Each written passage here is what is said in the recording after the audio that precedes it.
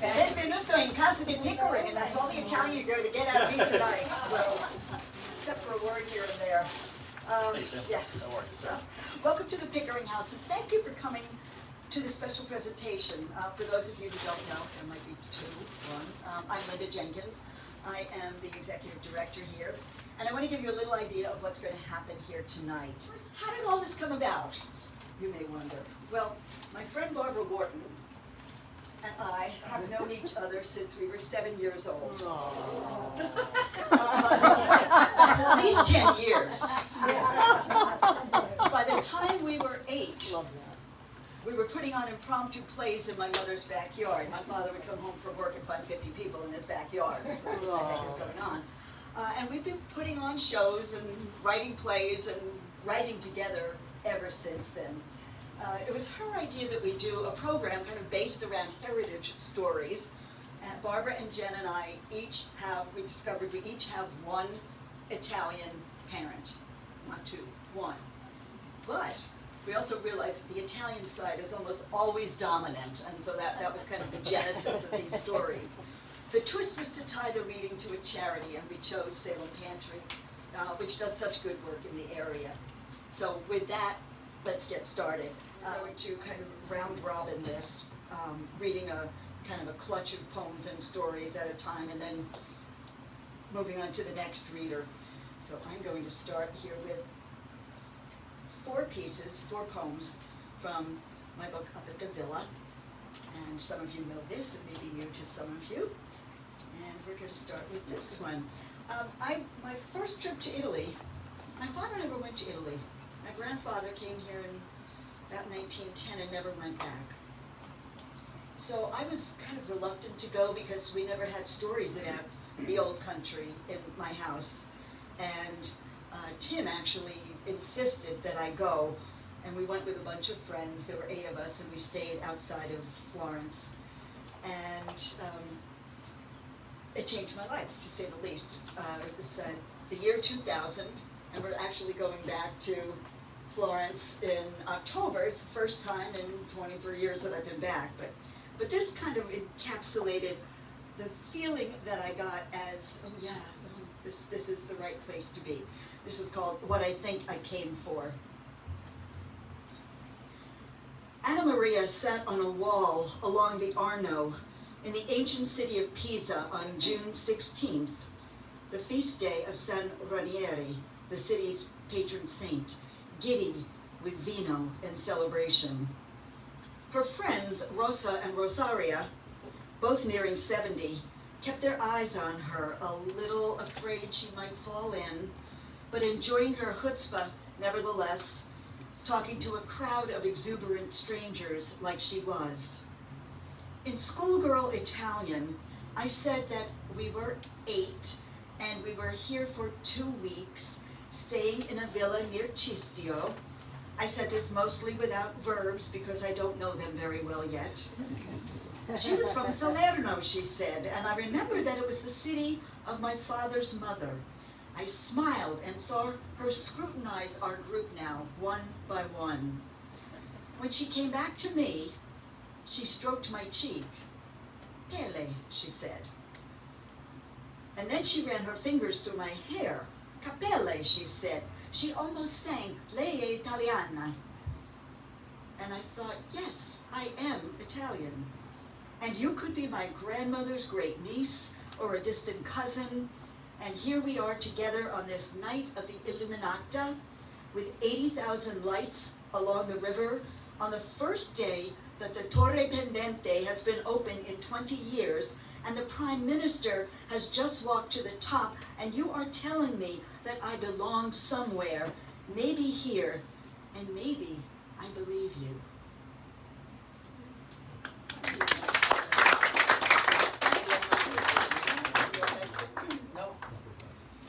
There has to be a food poem. This is my food poem. It's always food. This one's called Journeys. I am making ribollita, the twice-cooked white bean soup that my grandmother used to make, while the others are back in Florence for the day, or soaking up sun here in the yard. The aroma of jasmine floats in from the pergola, mixing with the garlic from the big pot on the stove to form a perfect memory of this place. Nonna, you were just a girl when you left here for New York. I wonder how easy it was to leave then, while this was all still new, and how you survived in the city, with this countryside in your blood, with these smells in your skillful fingertips.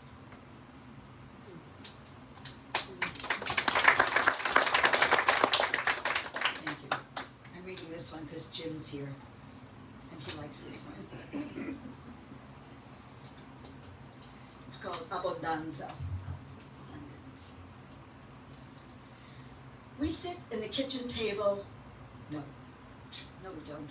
We sit at the kitchen table in the morning, drinking the juice of mangoes and blood oranges, eating creamy yogurt out of chipped white porcelain cups, planning our day as if we needed anything more than this. The early sun and strong black coffee are enough. The easy laughter and deep breathing are enough. Flowering magnolias and the scent of wild jasmine are enough. Anticipation and memory are enough. Today we agree we will go nowhere, because for now, everything we need is right here in the warm June breezes of plenty. Laundry dancing in the yard.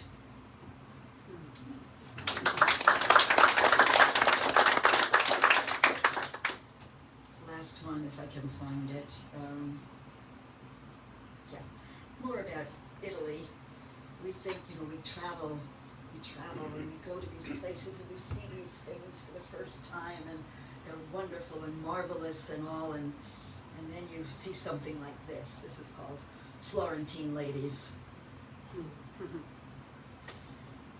The Florentine ladies, in their tasteful silk dresses and fine leather shoes, scurry past us in the morning, regal and determined, with bare legs and strong, excellent calves developed over centuries of climbing these steep hills, of traversing these wild stone streets, armed with umbrellas, purses, and purpose. The silver-haired Florentine ladies move through history into history, hardly noticing us at all. So my first story is called Sunday Sauce. A kid could lose an eye, a tooth, break a nose, fracture a shin, lop off a finger, suffer a concussion at Sunday dinners at my grandparents' house in Brooklyn. We 6, 7, 8, 9-year-old grandchildren, whose second-generation woodworking skills extended to gluing model balsa wood airplanes, made boxes, fruit and vegetable boxes, for Grandpa's produce carting business. We hammered, sawed, foiled for the newest, sharpest, shiniest tools. Our mothers policed us from the kitchen windows. Watch your fingers! Put that down! Stop hitting your brother or get in the house! They waited for the blood, praying for none, wondering if Methodist or Kings County Hospital was closest, if one of us should sever an artery. Sometimes we took apart boxes, sliding the claw ends of our hammers between wooden slats, pulling up and back until the sides of the box separated. Then we clawed out the rusty nails, with an uncle, now at the window in place of the mothers, commanding, "Hey, logical loops, don't bend the nails." Then another uncle, "Pick the nails up off the ground." And yet another uncle, "Put them in the cigar box in the shed." And yet another, "Hey, Stunard, put the tools away, pasta's ready." We flew to the kids' table, running right through that back door, and got in there and were wedged in a corner by the pantry. The first ones there got the chairs by the door. Unlucky losers squeezed to the back end of the table, locked between kitchen cabinets, doomed to crawl under the table and zigzag between swinging feet in Buster Brown lace-ups and Mary Janes if the bathroom called. No matter. We took our kicks and punches. Grandma's spaghetti and meatballs were worth it.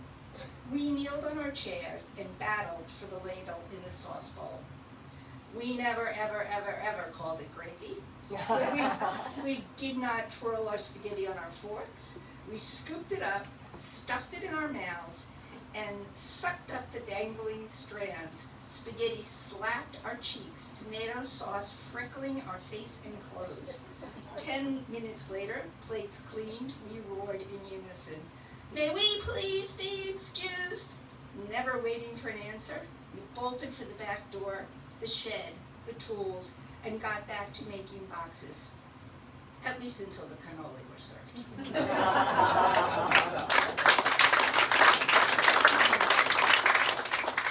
My grandparents were really poor, and I kind of never knew that.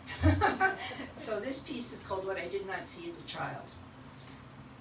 I didn't see that the vinyl tablecloth was peeling, that the curtains were lopsided, none of the plates matched, the knives, forks, and spoons either, that the inside of the house had never been painted, the trees never trimmed, that the bathroom had been an outhouse until my uncles grew up, moved out, and came home again on weekends to DIY it into a hot and cold running water bathroom with sink, tub, shower, and toilet. A little smudged glass window and walls were quilted together from wood, salvaged from the sides of a collapsed shed, and a patchwork of boards from vegetable and fruit crates, still bearing the Andy Boy and California orange stickers. The wood was now so old and dry, those stickers were never peeling off. To add a touch of class, a rainbow of linoleum remnants covered the floor that dipped in the middle and was never warm. I did not see any of this as a child. I saw my grandparents' house.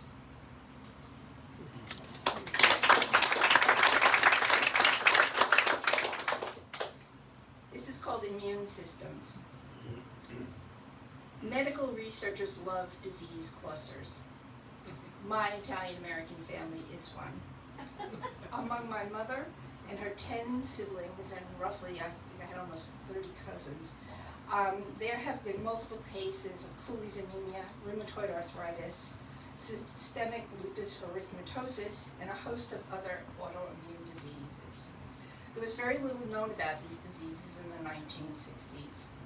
I was about 16, I think, when my uncle ended up in Columbia Presbyterian Hospital. He was very sick, and he was eventually diagnosed with lupus. He told the RASLE specialist that one of his sisters also had it, and she also suffered with Cooley's anemia. That brilliant young doctor saw an opportunity in my uncle's sad story and asked if his parents, brothers and sisters, and their children and grandchildren, whoever, would participate in an RASLE research project. Everyone in my family said yes. If the research would help, they'd schlep into Manhattan and give their blood gladly. I was so excited. Yippee! A science experiment! And a trip to Manhattan.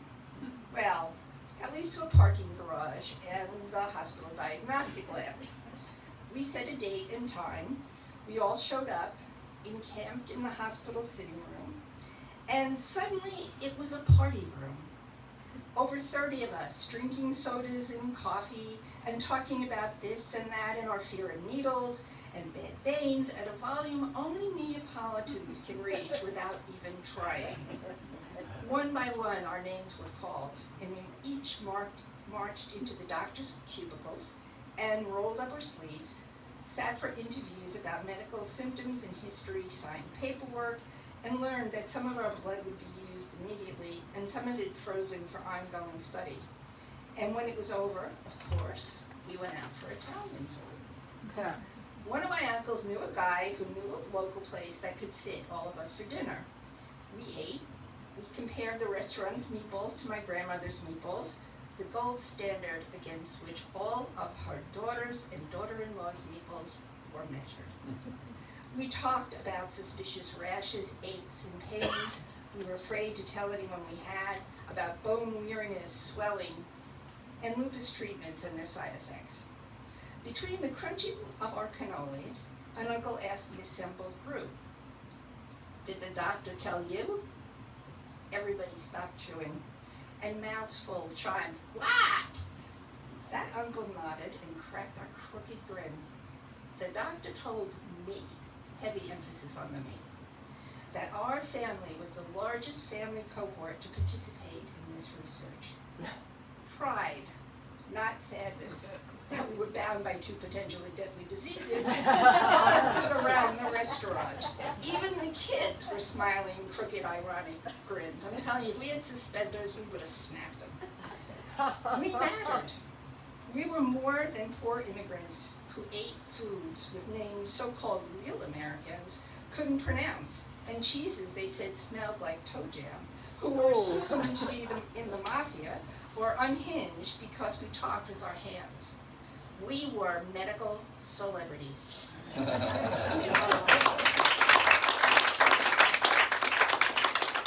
this is my last one for now. The sign of the cross. I lived under perpetual threat of crucifixion. Really, every day. Other parents threatened their rambunctious and unruly children with slaps, smacks, and the occasional, "I'm gonna kill you." My mother had a flair for the dramatic. "If you don't stop doing that right now, if you don't do your homework, if you don't dry those dishes, Barbara Ann, I'm gonna crucify you." Linda was horrified. The image of me and my brother nailed to crosses being ran through the streets of Massapequa Park until finally propped up on our front lawn seemed too brutal. Somehow worse than a quick and simple homicide. Crucifixion. Bah! I shrugged it off. An empty threat. My mother didn't keep a stack of 2x4s in the garage, or have nails long and strong enough to hammer us into place.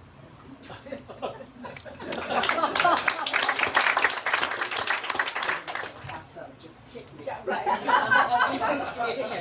Oh my gosh. Thank you so much, Linda. Hi, everybody. I'm Jen Martelli. And thank you for inviting me to be part of this. And thank you to the Salem Food Pantry for all you do. It's an amazing thing that, hunger exists in this country, but that's a whole other story I won't get into. So yeah, I'm half Italian.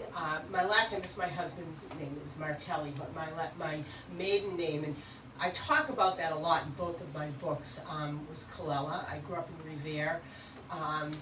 My mother was Murphy on both sides. That's a story. I know, that's another story which we won't get into. Yeah. So I do have a Seamus Heaney story, though. I had the good fortune of stepping on his foot. I was very pregnant with my daughter, and I was coming in late to a poetry reading. He was in the audience as well. And here I am, 9 months pregnant. I stepped right on his foot. And he was so kind to me, very, very gentlemanly.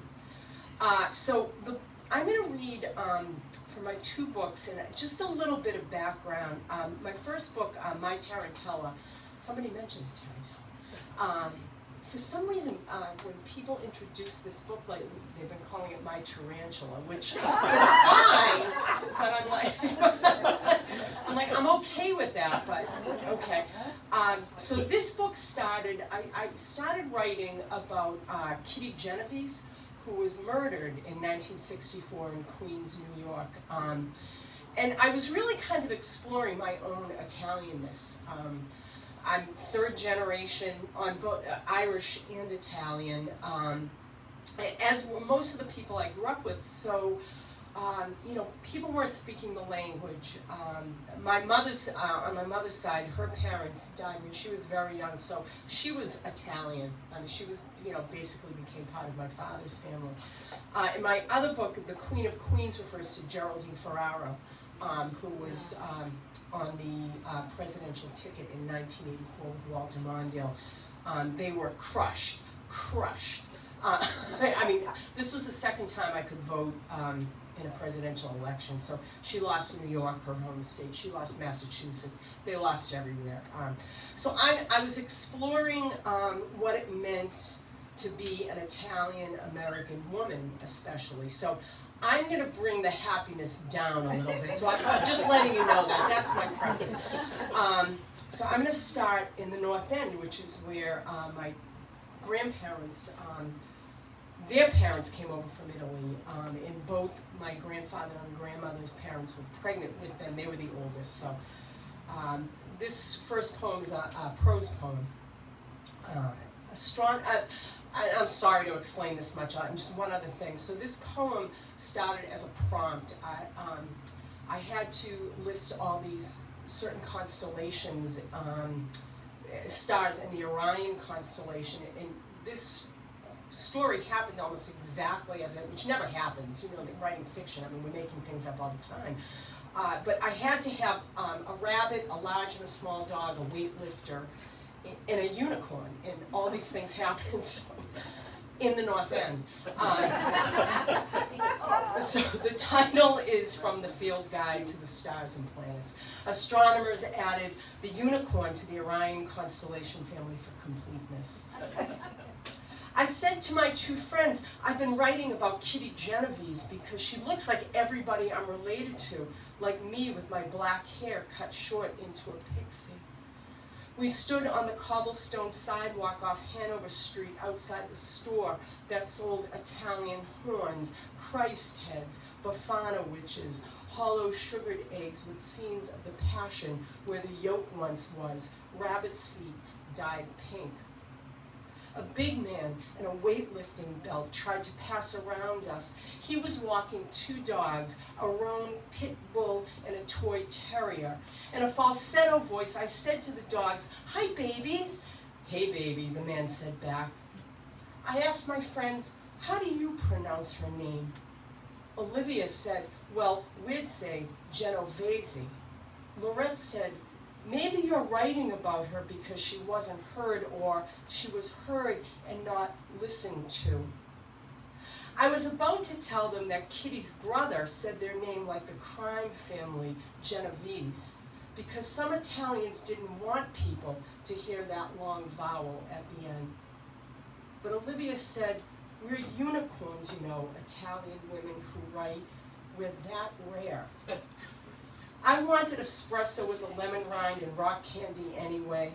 At the cafe, we admired each other's boots. One of us wore boots with stacked heels, one pair fringed. My boots came up over my knees, all black, tucked under our iron chairs.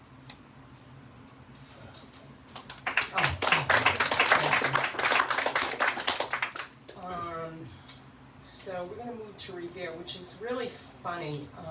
I grew up in, right before I was born, like the month before I was born, my parents bought a home in the new section of Revere, which was called Colonial Acres. Revere was like the country, so that's what it was. And it's funny, because now that section of Revere, which is hysterical to me, realtors call it West Revere. Colonial Acres. Up from the beach and near the clay farms where the Mulligans raised pigs, Mr. Festa built rows of ranch houses with pink or burnt sienna kitchens and named 3 streets after his kids, Anne and Johnny and Joey, named one after his wife Camille and one for his mother Assunta, and called this Colonial Acres in Gothic font. Some homes had pilgrim touches, lanterns with electric flames on the front porches, gold eagles on the flagpoles, eagles spread eagles above the doors. Noe, Simonini, Ternulo, Giamacco, Cardinali, who was shot execution style, Denito, Caporali, Grenga, Magnifico, Sasi, whose mother was a witch, Salamoni, Stagno, Polito, Gravelacy, who ground pork and sage into translucent gut tubes with a steel crank grinder on the flagstone porch. The leaves on the grape arbors were olive green black, and at night steam rose from the gardens, and there were bones. I warned you. And one more, and then we'll move out of Revere. Oh gosh. Okay. Pomona Street. My bunny earmuffs were pearl gray and maybe faux. They shone against my black cat hair. I wore them around my neck to hide my nape with its little V. At Pia's beauty salon in her cellar with the beehived women listening to Petula Clark, I begged not to have it shorn into a pixie. After, to stop my crying, Quinn the bookie gave me something sweet on a stick. I asked for green, but got red. I asked for my mother, but got my aunt. Thank you. I'm going to read a prose piece, and it's based on the photograph that I have on the cover of my book, which every self-respecting Italian family has a photo like this, right?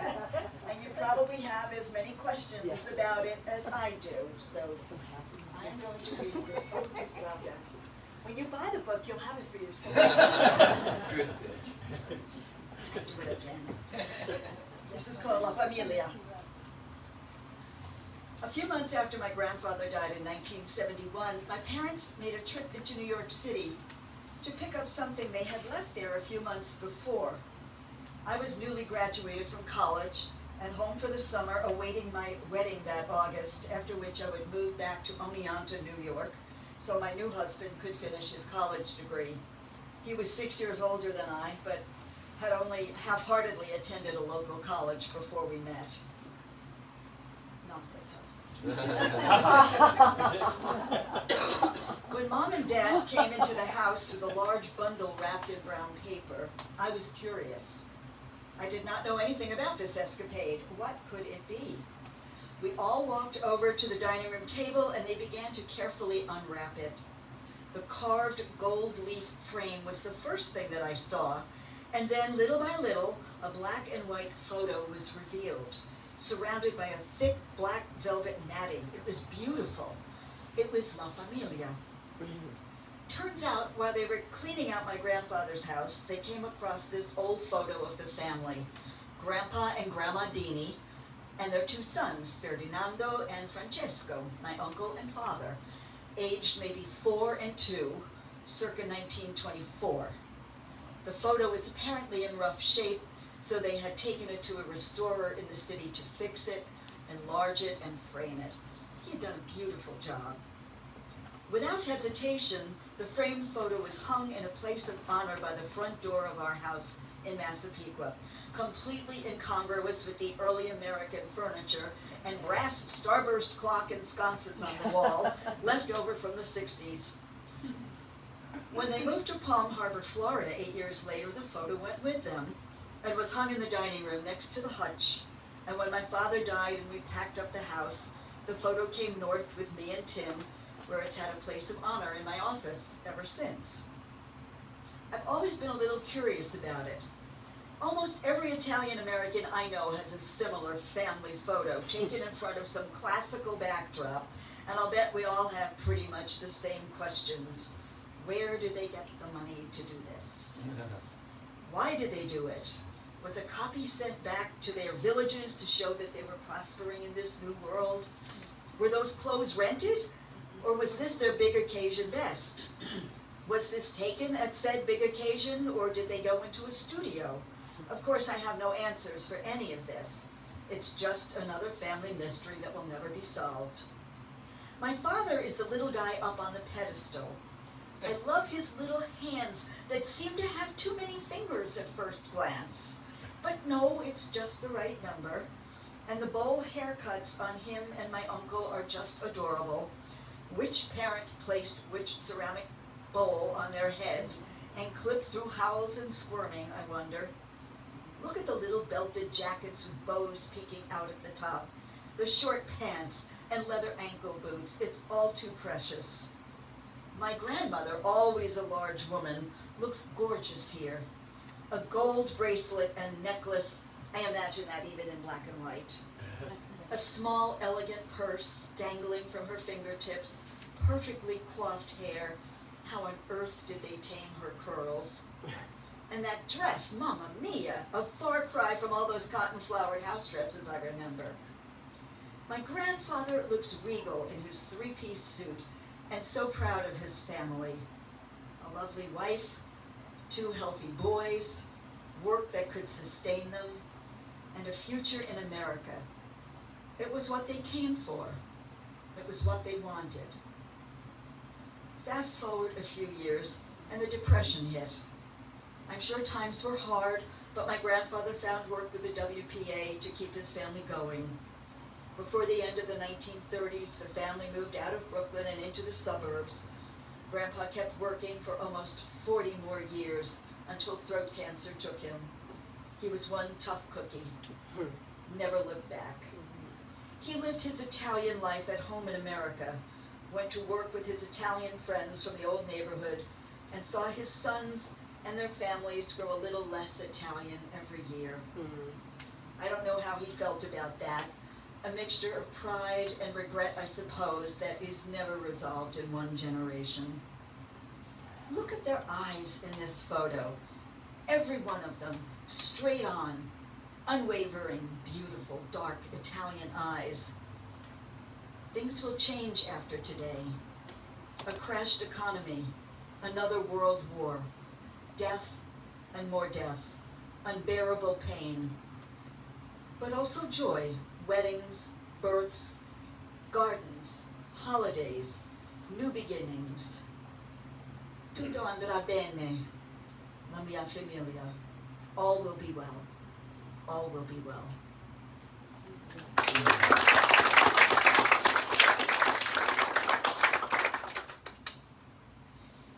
Next two are about my daddy.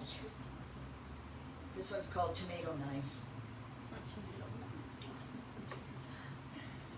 The butcher block cutting board bleeds thin red water and small yellow seeds as I slice a huge beefsteak for sandwiches. Carefully, methodically, I bring the tiny serrated edge knife down through the flesh again and again, the white plastic handle fitting snugly in my palm. This was my father's tomato knife. He used to say he could make slices so thin you could read through them. In the tiny square kitchen of my childhood, it came out every summer evening when we would harvest ready fruit from the yard. I can see him still against the knotty pine wall, shoeless, sporting cargo shorts, a sleeveless tee, an unlit Corona in his mouth, showing off his skill like a surgeon. Once I saw him dance around the kitchen doing blade magic with white-capped mushrooms, the ripe plum tomatoes with giant garlic bulbs and layered golden onions, conjuring up a perfect sauce in no time, pepper and cheese riding on the surface olive oil. So I have taken this cheap artifact with me from house to house, tucking it into my drawer, bringing it out from time to time when such precision is required. His younger strength is forged into it, his bravado, his Italian, his hospitality. And I like to think that something of that remains in my hand, cutting into the past, letting the sweet juices flow.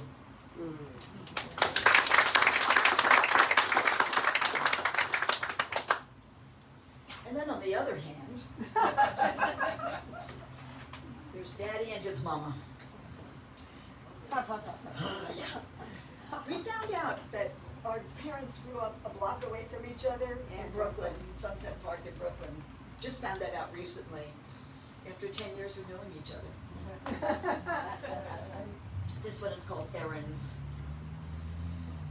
He was at the mercy of his mother, strong fingered hand gripping his little boy paw, pulling him down the street to run errands.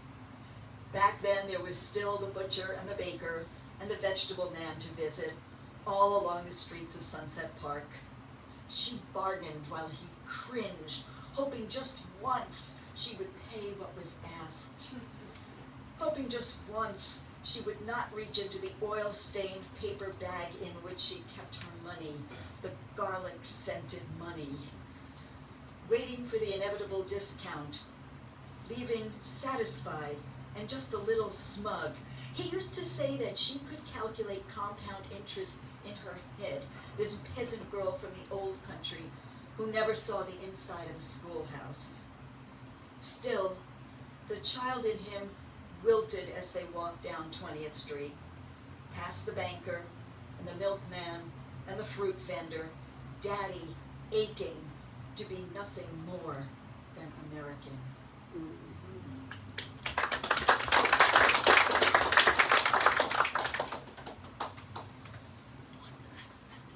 And then the last one from this book. It's called Man on a Bicycle. I saw a man on Chestnut Street today wearing a blue short-sleeved cotton shirt and baggy khaki cargo shorts, riding an old fat-wheeled bicycle. His middle-aged frame was tan and a little sweaty despite the early hour. It would be hot today. His knees stuck out as he pedaled because the bike was undeniably too short for him. My father looked the same way riding all those years ago back in Massapequa, where we would journey off together, knees out like newborn giraffes, like unsteady colts, conjuring after summer dinners the salt air and sea, as we headed for the beach to see Grandpa's mosaics again on the Central Mall and treat ourselves to a messy ice cream roll before heading back home under our personal twilight sky. Just Dad and me and Grandpa in his way, a visit to the ocean that brought him here, that brings us together in the end, pedaling unsteadily between two worlds. Before I start reading, I just have to say that Linda's dad and my mom, in addition to be really happy and proud of what we're doing here tonight, would probably be saying, oh my God, what are they gonna say now? We were always in trouble. My Way is my first story. My Way. Those words and that song are everywhere lately. Giorgio Armani has a new perfume named My Way. The song, San Sinatra singing, and sometimes with a heavy metal or rap arrangement, is in a number of commercials too, from cars to, of all things, Cologuard, the do-it-yourself alternative to a colonoscopy. I imagine the renewed interest in this song, which had kind of been a little bit of a joke for a while, is to jump on the diversity, gender identity, and freedom movement bandwagon. The things I forever associate with My Way are Sinatra's version of this song and singing it after eating enormous amounts of food at every major family get-together. We were big singers, guitarists, and accordion players in my Italian-American family, bringing whatever instrument you played, sheet music, and maracas or tambourines for other guests was mandatory for gatherings of La Familia. Shock, I remember, resonated through my grandparents' kitchen when we learned Paul Anka, not Italian-American, wrote the lyrics to My Way. Then the grown-ups all agreed, if Sinatra was singing the song, Anka had to be good. On the line, regrets, I've had a few grandparents, parents, aunts, and uncles looked at each other or at their hands remorsefully or shook their heads when the song got to, but then again, too few to mention, their shoulders lifted. They smiled. God bless Sinatra and Anka. They'd given my family permission to mess up and go on without guilt. The last two verses brought booming, dramatic voices in a moment of collective catharsis. Everyone belted out, let the record show. I took the blows and did it my way. A few people cried. There was nose blowing, followed by the retelling of woulda, coulda, shoulda stories. All acts of confession and absolution.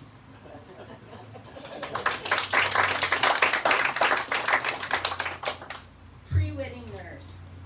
It is 1957 in Massapequa Park, or as it is known across Long Island, Mazza Pizza, after the predominantly Jewish and Italian American GIs who bought modified Cape Cods there after World War II. It is 8 p.m. Friday night. Dinner done, dishes done, my dad showered and dressed after a day of laying metal lath for some bridge or building, is snoring in his checkered, early American easy chair in the television room. My mom screeches from the master bedroom, "Hon, where are your good shoes and belt?" No answer. Dad is still snoring. "Damn him," she grumbles, and returns to draping my 4-year-old brother Frank's tie around the shoulders of his Sunday best white shirt already on a hanger. His belt hangs from the head of the hanger. Gray pants are folded and slung over the crossbar underneath. Frank's socks, shoes, underwear, and handkerchief go in an Alitalia overnight bag some crew chief gave our dad when he was on a construction job at JFK Airport.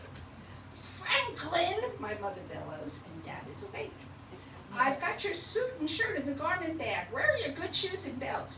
Dad yawns and shuffles into the bedroom and retrieves both items. He hooks the belt on the hanger with his suit and shirt. His shoes go in a brown paper grocery bag, and with socks, underwear, and pajamas, and the family's toothpaste, toothbrush, and 4 towels are stuffed in the Alitalia bag. Mom and I share a round pink valise. There is a zipper that goes all the way around and a mirror inside. Oh, so fabulous. Our white patent leather shoes are wrapped in tissues. So are our white gloves. Underwear and t-shirt for me, bra and girdle for Mom are piled on top, along with a makeup bag, shower cap, pajamas, hairbrushes, embroidered hankies, a large and small evening bag, and a bottle of April in Paris. So fabulous. My dress is on a hanger covered with a pillowcase. It's handmade by my mother, originally for my communion. Organdy, hand-stitched, tiered skirts, crinolines underneath, and it is the most beautiful thing I have ever owned. My mom's dark auburn hair is in rollers, covered with some wannabe Gucci scarf. She sniffs my head to see if the tomate smell is still hanging around after my home permanent that morning. "Okay, no stink," she pats me on the cheek. "We won't have to wash your hair again tomorrow morning, thank God." Frank, my little brother, is already in his pajamas and slippers. Me too. Luggage in the trunk. We load bottles of water, cookies, crackers, pillows, and blankets into the back seat. 9 p.m., we're on the road. 10 p.m., we're at 19th Street. Frank, asleep, gets carried in and upstairs to the pull-out bed. I'm still awake. I'm too excited. I get to stay up with my aunt, the bride-to-be, my mother and grandmother. I am 7.5. This is a rite of passage. At 11:30, I'm asleep at the kitchen table, head on my folded arms. Thank God for the tomate. My hair will spring back in the morning, but it will stink of cigarette smoke. Saturday, 7 a.m., the women are up. My grandmother is in her going up the avenue housecoat and mules. The bride, my mother, and me are dressed in pedal pushers, short sweaters, and ballet flats. The grown-ups down cups of strong black coffee. We all gobble up crumb buns before we go to the beauty parlor. The rest of the bridal party will meet us there. My mother, rollers still in her hair, is not getting her hair done. She prefers the natural look, not the Brooklyn helmet head and Cleopatra eyeliner of the 1950s. She's there to supervise my grandmother's set and style and chin and lip wax. Skipping from one aunt's sitting in a beautician's chair to another, I watch the teasing and the spraying and the manicuring. Again, so fabulous. I do not watch the chin and lip wax. Not fabulous at all. Then, us girls are back at the house, inhaling clouds of cologne and coffee and cigarettes, surrounded by billowing crinolines and brocade and crepe. My mother dresses her mother. My mother dresses me and fluffs up my toinette. The men take to the back bedroom to get into their tuxes. My uncle dresses his father, my father dresses my brother. The limos come, one for the bride and her attendants, one for the groomsmen. The women walk down the creaking wooden staircase and into the waiting car. Neighbors wave and applaud. The limos go. We squeeze Grandma and Grandpa into the back seat of our car and drive to St. John's Roman Catholic Church. Everything is beautiful. Everyone is happy. And my dad, brother, and I can't wait for the reception and the Flaming Cherries Jubilee.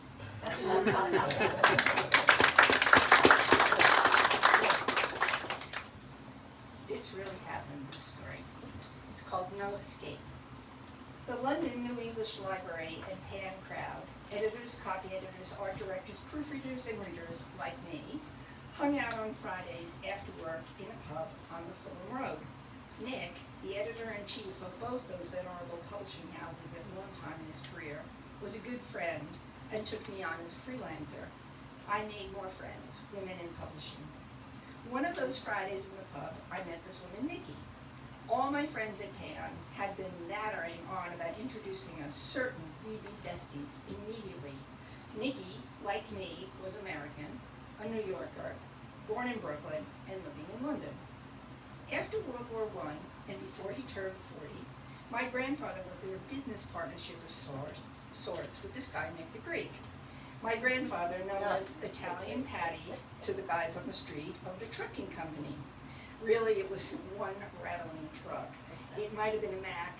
We nicknamed it Bessie, and it had wooden planks on the sides, and it hardly ever wanted to start.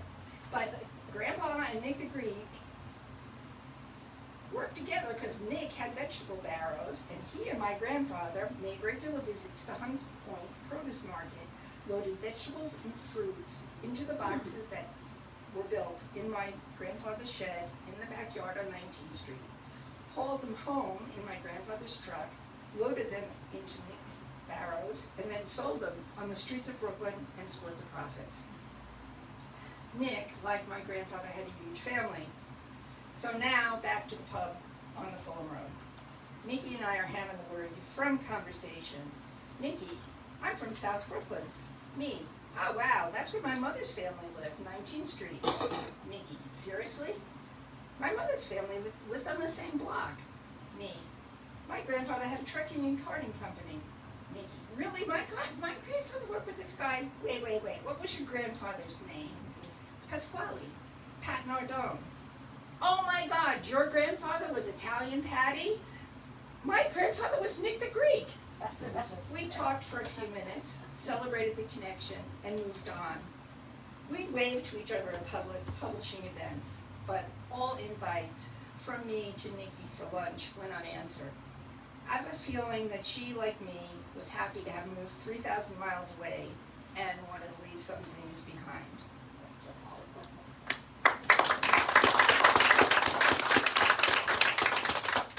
My mother was an exceptionally good seamstress. Everybody in my family loved music and dancing. We were all musical and all good dancers, with the exception of my father and brother. But anyway, staying alive. It was love at first sight when my mother saw John Travolta as Sweat Hog Vinnie Barbarino in Welcome Back, Kotter. After he catapulted to global fame in Saturday Night Fever, he earned near Frank Sinatra status in my mother's eyes. And that's saying something because my teenage mother spent a lot of Saturday nights at the Paramount Theater screaming herself silly at Sinatra concerts. Oh, I love his swagger, my mother would say when Travolta strutted into a room, tilted his head and his blue eyes twinkled. That smile, that cleft chin, that's because he's Italian.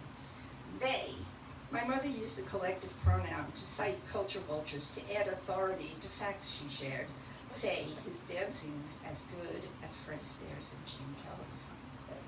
Dancing was important in my family. My mother and her brother, Michael, used to take to the floor nearly every Saturday night at a club in Brooklyn. They were good. Peabody and Jitterbug champions before Michael shipped out to fight in World War II.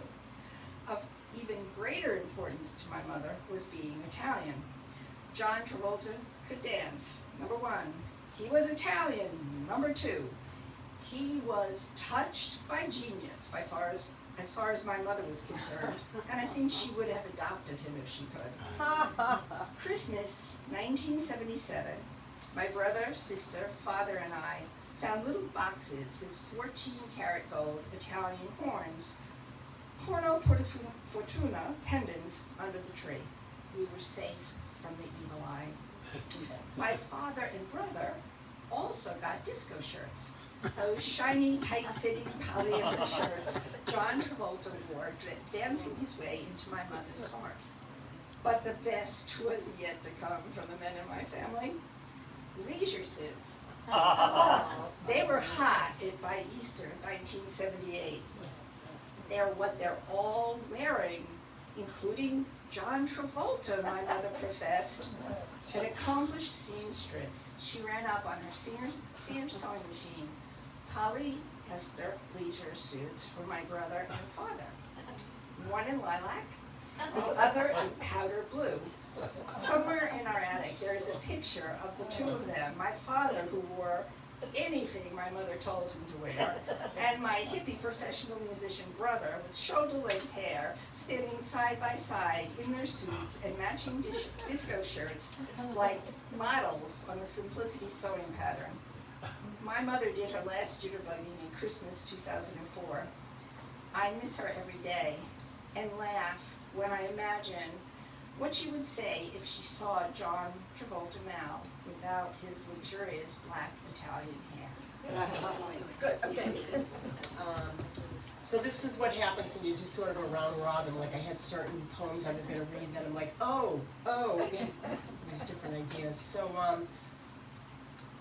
my mother was a smoker too. Everybody was a smoker, and I have that plays into quite a few of my poems. So I'm going to read this one. I've done all those DNA tests, and people wanted to, like, if the government wants to find out anything about me, it's like, it's all there. You know, so. Spit. I mailed a glass pipette with my clear and bubbly spit.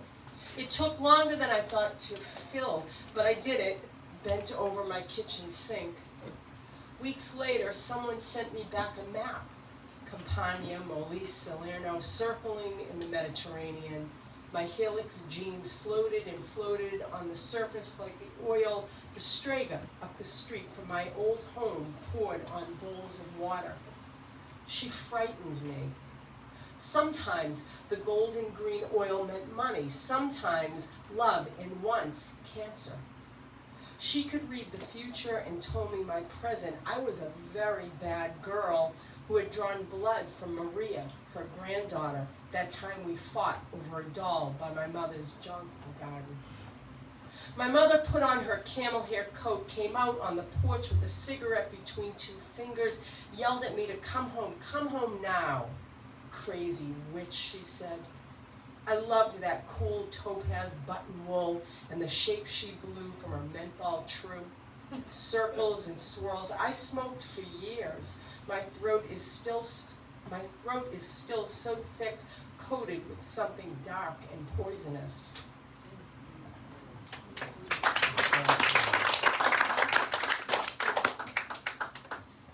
My mother's ashtrays. Ashtrays were beautiful back then. My mother's ashtrays. She had a chunky amber glass one, cleaned out clamshells, and a tin ashtray from the 64 World's Fair with grooves I could rub my finger on back and forth, lick off the tar. My mother burnt a hole in Aunt Agnes's gray wool suit right on the arm while they were driving. Dope, my aunt said.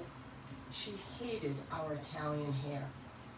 My mother could slick down smooth my pixie on picture day, squinting, a cigarette in her lips. She spritzed me with Jean Naté from the yellow bottle before I left for school. I found the picture. how I stared at the photographer, my chin high over the Peter Pan collar, my little brown eyes mugshot steady.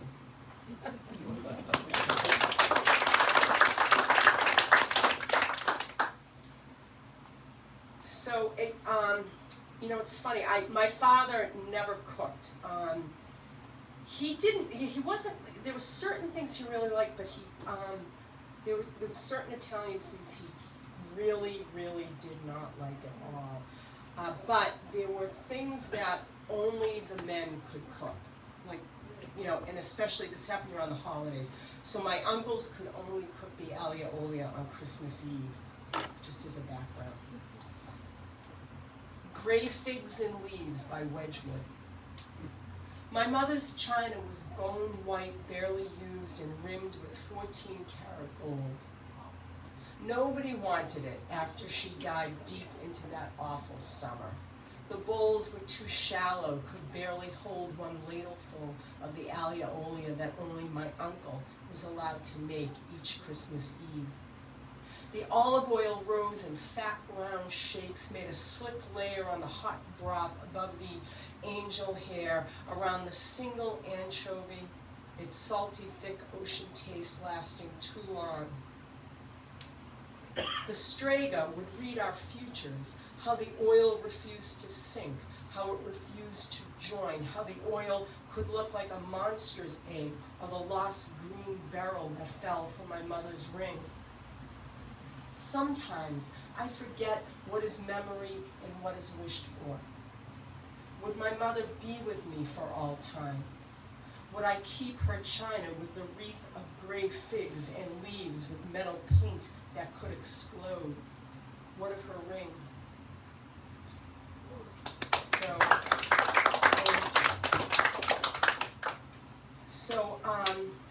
As I said, this book, The Queen of Queens, that title refers to one of the names that then Governor Mario Cuomo gave to Geraldine Ferraro, the Queen of Queens. And it's funny, my book was in production, and everything happened with Andrew Cuomo, his son. So I called my publisher. I'm like, I don't know, should I have that quote there? Mario was beloved. I mean, Yes. We loved him up here too, so it stayed. And that was the title of the book. So one of the reasons, there were lots of criticisms people threw at her. She was a woman, that was the worst thing.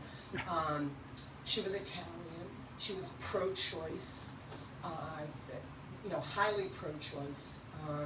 But one of the biggest criticisms people had is that she kept her name. She didn't take her husband's name, Zuccaro. She kept Ferraro.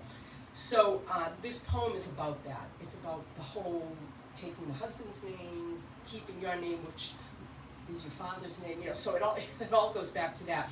And one of the things, the title is a direct quote from Ferraro, and this line has 17 syllables, and the only reason that's important is that this poem, each line has 17 syllables. It's an American sonnet, and the sonnet is an Italian poem. So, my father was an Italian man, so are my husband and my son.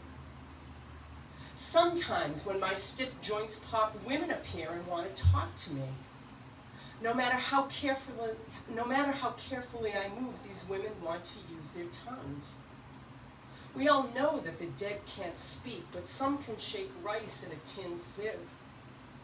A poet told me the first tambourine was formed in Italian groves where women danced while cleaning rice, and later where women conjured ghosts.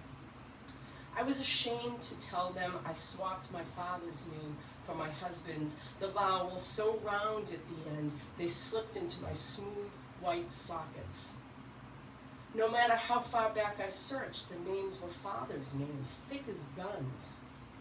If I owned a gun, it would have a cool ghost white mother-of-pearl grip and an exposed silver-toned barrel, silver backstrap, slide, and hammer.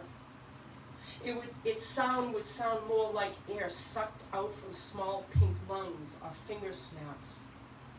No matter how far back I traveled, Avellino, Salerno, Rome, all I found was a man's silver axe, his hammer, a boy, a blacksmith. No matter how I move now, women pop out of me. They sound like guns.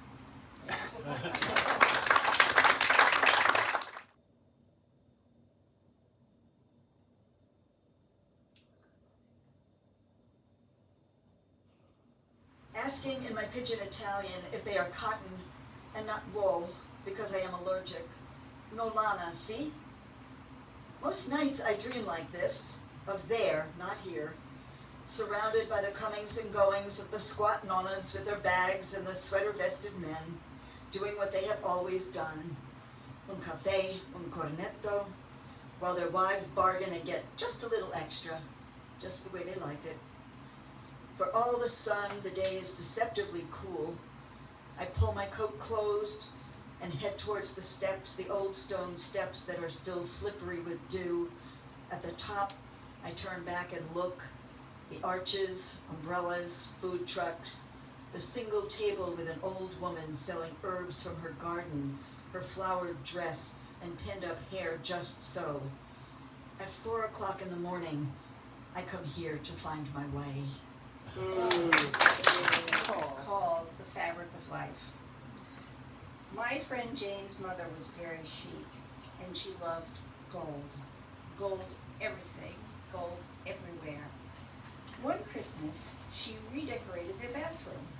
Gold soap dish, cup, toothbrush holder, gold-toned faucets for the sink and the shower, gold-toned outlet plates, and a gold lame shower curtain. I used the bathroom, I came out, Jane rolled her eyes. We're having the whole family for Christmas and my mother's redoing everything. Oh, I bubbled, I love big Italian Christmases. Jane shook her head, we're not Italian, we're German. I had not yet experienced the giddy gaudiness of castles in Germany. Gold-toned bathroom hardware and accessories, in my experience, was the home decor of choice for Italians, usually Neapolitans who blended in Brooklyn. My family was not a gold in the bathroom family, but in the living room, we were all in. Even my Dutch-German father, whose parents' home decor could only be described as American Gothic without the sense of humor. Roma furniture, with branches in Brooklyn, Queens, Staten Island, and Long Island, was my extended family's mecca for mid-century Italian provincial furnishings. We could choose from an array of the understatedly elegant to the over-the-top, think Liberace on steroids, furniture, lighting, art, and knickknacks. My mother and father opted for what they labeled understated elegance with a touch of gold here and there. They bought, for 24 easy monthly payments, there were no credit cards back then, a white and gold brocade sectional sofa with Florentine wooden legs and trim, a Queen Air aqua and gold chair, walnut side and coffee tables, white porcelain lamps with gold speckles, brocade drapes, 3 paintings, a dining room table, 6 chairs, and a china closet. All of this furniture was to sit on top of a medium olive green cut loop carpet of squirrels and vines. We waited 12 weeks for the furniture delivery. My mother had tossed the old stuff the minute she'd signed the installment agreement. We did luckily have the new carpet installed pretty quickly, so we could sit on pillows on the floor. When the furniture finally arrived, my parents were so happy and proud. They'd never had anything this nice before. And I loved it. I'm making it sound awful, but it was really quite pretty. Then the plastic slipcovers arrived. Yeah. Custom made, installed in our house, protection from us kids and my father. We sweated and stuck to that plastic when we sat on the sofa and chair. In the summer, it ripped from our thighs like giant farts when we stood up. Once my parents thought we were old enough to appreciate nice things, I think I was 30 by then, and they decided to move to Florida, the plastic that had protected those cushions for about 16 years came off. The white and gold brocade fabric on the sectional, along with the stuffing, crumbled to dust, destroyed by the humidity from being encased in plastic. My mother cried. she loved that sectional. It was the one piece of furniture she wanted to take with them when they moved. I felt really sorry for her. She decided to take the dining room set, the lamps and tables, paintings and knickknacks instead. She reupholstered the dining room chair cushions, this time in a pretty floral pattern. No gold brocade anymore. Its time had come and gone, and she was ready to move on. We're back from Scotland. So I spent some time in Florence. The first summer, 2017, shortly after Trump was inaugurated. Trump tweets about bloody women. At the restaurant in Via Fausto Dionisi, a British couple read their Twitter feeds out loud. I consider passing for Canadian. I wish I spoke Italian, but that tongue was long ago nailed to the wood paneling by a great-great-grandparent next to the pepper in the second kitchen downstairs, where I wasn't listening.